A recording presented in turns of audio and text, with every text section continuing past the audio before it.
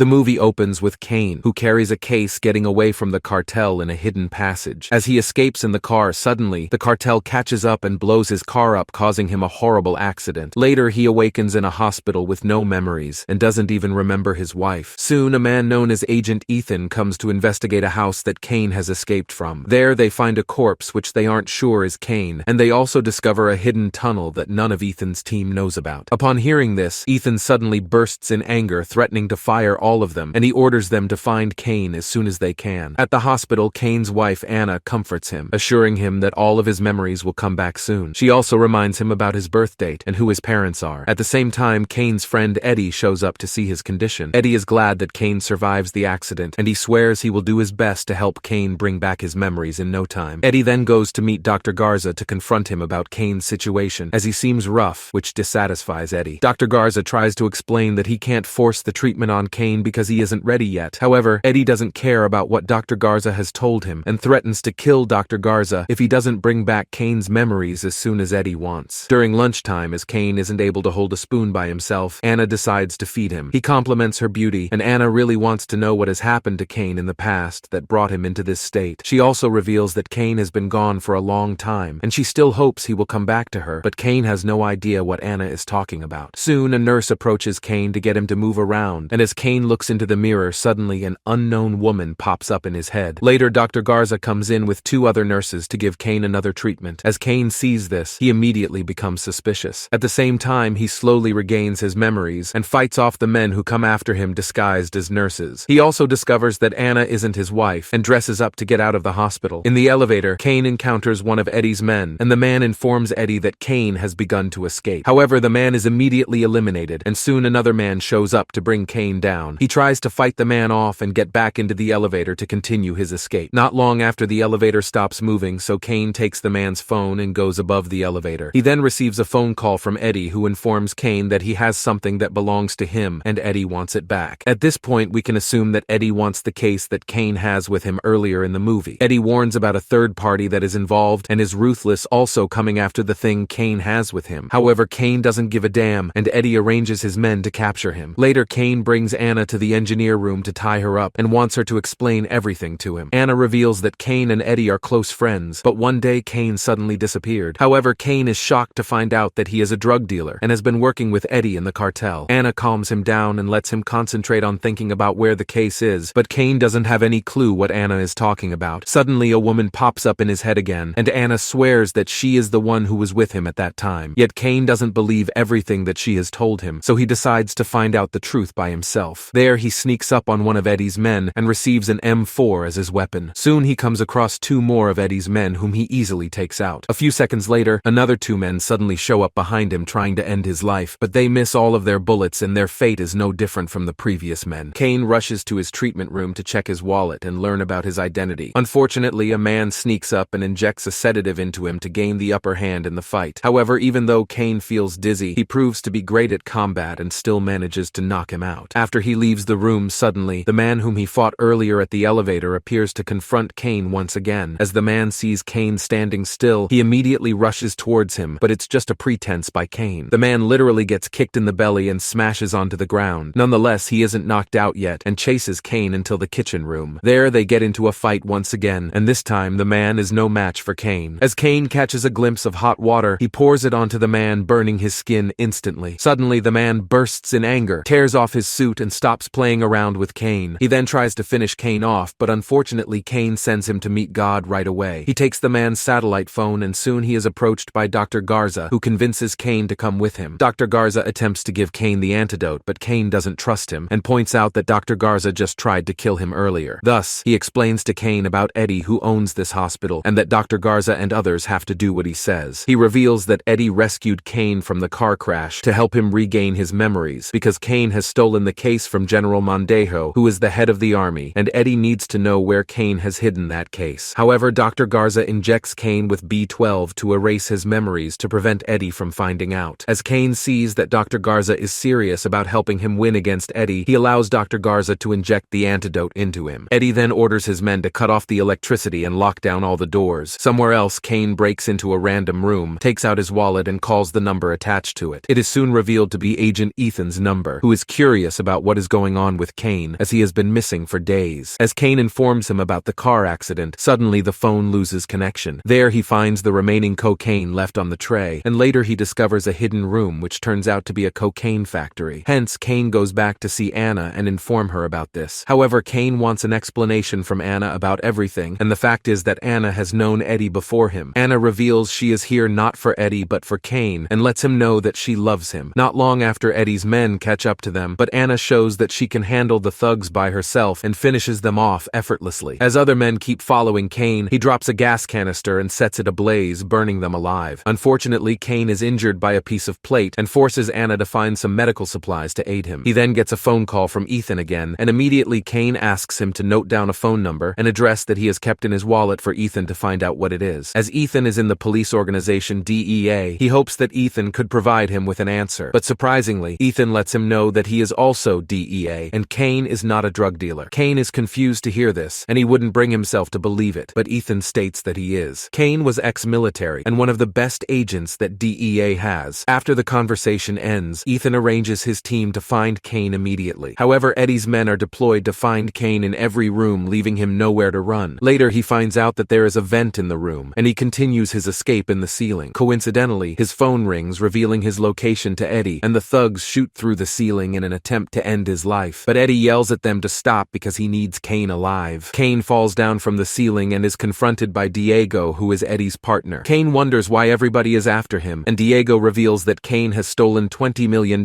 from the cartel along with the case. A flashback shows Kane transferring the $20 million to someone. However, Kane threatens Diego to call Eddie and kicks him off the building. Kane requests Eddie to meet him on the roof alone. Eddie also orders his men to strike Kane when he gives the signal. During the meeting, Ethan plans to rescue Kane from the hospital with other agents, but he needs security clearance. Agent Maureen can't allow that because Kane is deeply undercover. When Eddie arrives on the roof, Kane confesses that he is DEA, but Eddie already knows that. Eddie reminds Kane that they were working together in the drug trade, but Kane chose to betray Eddie, disappeared and stole the case without him. Kane doesn't believe it at first, but Eddie is serious. Kane is also curious about what's inside the case, to which Eddie reveals it contains a golden ticket that can destroy both the DEA and the cartels. However, Eddie doesn't provide much detail for Kane to understand, and Kane has no idea what that means. Kane is confused about whether he is a good guy or a bad guy. Eddie lets him know that he is a good guy, but Eddie allows Kane to choose whatever he wants to be after they find the case. But first, Eddie wants Kane to tell him where exactly the case is. Kane slowly starts to remember his memories and provides information on where he hid it. Upon hearing this, Eddie gets excited and accidentally shows a murderous signal toward Kane. Suddenly, numerous bullets come toward Kane and Eddie, prompting them to find cover. However, Kane doesn't care about death and quickly escapes. He then gets a phone call from Ethan, who informs him that the number he gave Ethan has been traced to an offshore account, the bank account where Kane transferred the $20 million.